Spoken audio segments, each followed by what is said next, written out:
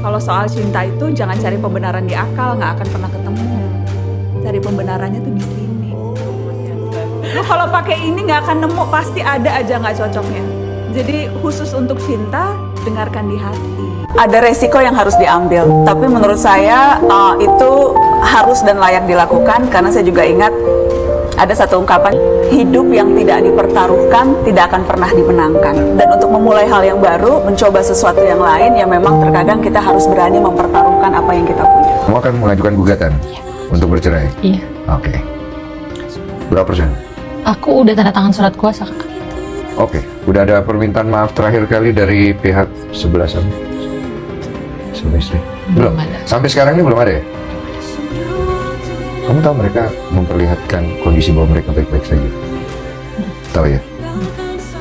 Mereka baik-baik saja tapi kalian hancur. Saya ngundang kamu ke sini. Masih percaya Tuhan. Saya besar di dunia entertain. I've seen life. But I believe God does exist. Dan Tuhan tidak tidur. Kalau kamu ngomong sebenar-benarnya, Tuhan ada di belakang. Pertanyaannya sekarang yang kamu harus pikir dan kamu harus jawab. Ini impact-nya besar banget. Oke? Kamu tahu dong. Bisa nangkep dong maksud aku impact-nya besar. Dia punya nama. Oke? Dia bisa tuntut kamu kalau dia ada kesempatan. Oke? Dia bisa melakukan banyak cara untuk memperbaiki kalau memang dia merasa benar. Oke? Paham kan maksudnya? Maksudnya pihak sana pun bisa membela diri. Saya pun tidak mungkin menjudge pihak sana seperti apa yang kamu katakan, karena yang alami kan kamu. Saya hanya bisa mewadahi, ini saya lagi bicara sama kamu. Artinya kalau misalnya pihak sana datang sini, welcome, karena tiap orang berhak untuk membela dirinya. Berarti kan maksudnya, aku tidak ada di pihak manapun. Cuma saya percaya Tuhan tidak tidur, Tuhan akan menunjukkan kebenarannya. So, ini posisi kamu sekarang yang aku bicarain. Semua berita ini yang masuk segala macam, kamu ini akan jadi kejaran, sorotan, gede.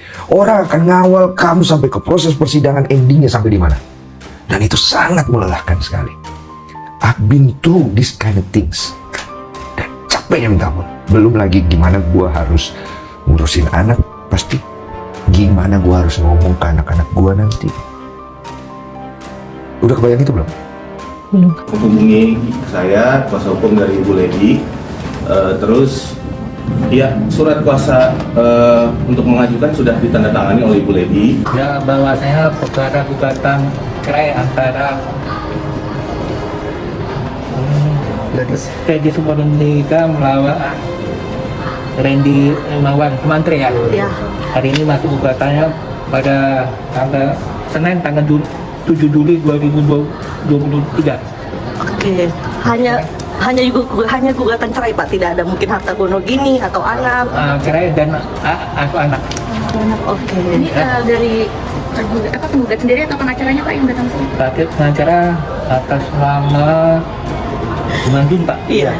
Ya, Iman Pak. Oke. Dimasukinnya per hari ini. Hari ini. Nomor berapa Pak perkara? Iya, nomor Karena perkara belum Pak. ada, karena belum ditetapkan oleh ketua pengadilan. Ya, ada lagi yang mau ditanya Bapak Ibu? Sidang belum juga, belum jelas.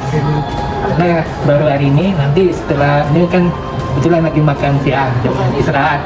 Nanti setelah itu nanti ditunjuk sama ketua pengadilan. Berarti nanti bisa ditentukan nomor perkaranya setelah jam istirahat. Iya, hari ini juga memang mereka nggak mau mediasi, baru pembacaan gugatan. Ya. Pak, menunggu sekarang sampai nanti penjatuhan sidang biasanya berapa lama ya Pak? Hari ini juga Bu. Hari ini untuk panggilannya biasanya nunggu berapa lama seminggu? Tergantung ini alamatnya. Kalau saya lihat alamatnya di sini 1-2 minggu lah. Sekitar 1 minggu. Ya. Oke. Sidangnya berarti di sini juga ya Pak? Di sini sidangnya ya? Sidangnya di sini. Nih, di sini verifikasi. Pak, berarti sudah benar ya Pak, ada masuk gugatan atas nama Gladys Veronica terhadap Randy Mawan Sumantri? Ada hari ini. Tentang hari ini. Oke? Boleh teman-teman ya. Boleh ditunjukin Pak ini aja. Suratnya? Suratnya. Ini belum ditetapkan nama ketua, saya belum bisa. Nanti kita ada penetapan dari ketua pengadilan. Oke, saya ini. Oke. Saya melihat ya. Ini yang kami jadi lanwasi ya. Iya. Gugat cerai Randy, Lady Nayawan tuntut hak asuh anak pasca membongkar perselingkuhan suaminya pada hari ini 10 Juli 2023. Lady Nayawan resmi menggugat cerai suaminya dan juga menggugat hak asuh anak. Berdasarkan analisa hukum, kira-kira perceraiannya akan berlangsung mudah atau sulit ya? Seperti yang kita ketahui, Tetapi sudah ada video pengakuan dari suaminya dan juga dari pihak perempuannya bahwa memang betul mereka melakukan perselingkuhan. Yang artinya berdasarkan pasal 164 HIR, pengakuan tersebut sudah termasuk ke dalam alat bukti. Jadi untuk perceraian, Lady tidak terlalu sulit untuk membuktikannya. Tinggal mengenai hak asuh anak. Kalau tidak ada perlawanan dari suaminya, kemungkinan besar Lady Nayawan akan mendapatkan hak asuh anak. Tapi kalau suaminya akan menuntut hak asuh anak juga, kemungkinan besar persidangannya akan berlangsung panjang. Konsultasi soal perceraian Lady Nayawan, bahas soal hak asuh hingga nafkah. Lady Nayawan tampaknya sudah mempersiapkan diri terkait nasib rumah tangganya usai ia membongkar perselingkuhan sang suaminya Randy Kjarnet dengan Syahnas Sendika. Baru-baru ini viral di media sosial usai perselingkuhan Randy dan Syahnas dibongkar oleh Lady Nayawan di akun Instagramnya media sosial. Berulang kali tersakiti dengan sikap Randy yang memilih tetap bertahan menjalani hubungan dengan Syahnas, membuat Lady akhirnya menggandeng kuasa hukum untuk memproses masalah rumah tangganya ini. Kuasa hukum Lady Nayawan, Timothy Ezra Simanjuntak, mengatakan bahwa Lady sudah menghubunginya untuk pendampingan. Hal ini berkaitan dengan keinginan Lady gugat cerai Randy. Kami memang dihubungi Bu Lady untuk konsultasi ke tim saya pada 23 Juni lalu. Bu Lady datang, cerita-cerita, kemudian tanda tangan surat kuasa, ungkap Ezra saat ditemui di kawasan Cempaka Putih, Jakarta Timur, Senin. Setelah itu, konsultasi tentang cara mengajukan perceraian dan dampak-dampaknya seperti apa, sambungnya. Ezra menjelaskan bahwa berkas-berkas yang Lady serahkan sudah divalidasi. Saat ini, pihaknya hanya menunggu keputusan Lady untuk mengajukan gugatan ke pengadilan negeri. Terkait hak asuh anak juga sempat dibahasnya. Ada juga yang terkait perlindungan anaknya dan pemberian nafkah, tutur Ezra. Lady memang tidak mau buru-buru melayangkan gugatan ke pengadilan karena ia tidak mau gegabah. Karena itu, Lady terlebih dahulu memilih berkonsultasi sebelum akhirnya gugat cerai. Masih perlu dipikirkan matang-matang dan apa dampaknya terhadap anak. Kami nggak mau gerasa gerusuk lah, intinya nggak mau membuat gaduh, kata Ezra.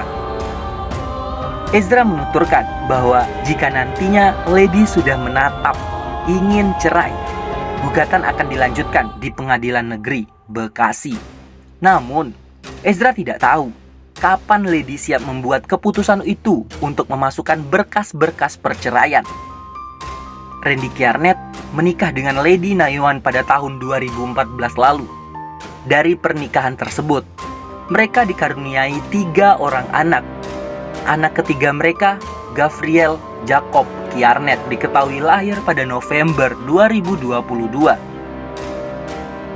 Saat membongkar perselingkuhan sang suaminya, Lady menyebut Randy dan Syahnas menjalani hubungan terlarang sejak pertengahan tahun 2022. Perselingkuhan ini terjadi saat Lady hamil anak ketiga. Lantas saja membuat gaduh para netizen di Indonesia. Lantas, bagaimana menurut Anda?